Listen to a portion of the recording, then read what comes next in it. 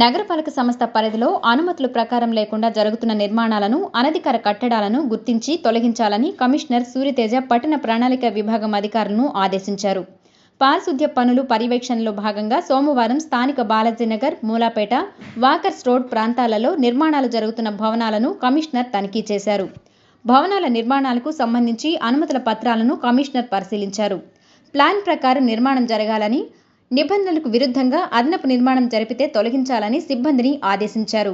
భవన నిర్మాణాలకు నగరపాలక సంస్థ పట్టణ ప్రణాళిక విభాగం అనుమతులు తప్పనిసరి అని, అనుమతులు లేకుండా ఎలాంటి నిర్మాణాలు చేపట్టరాదని సూచించారు.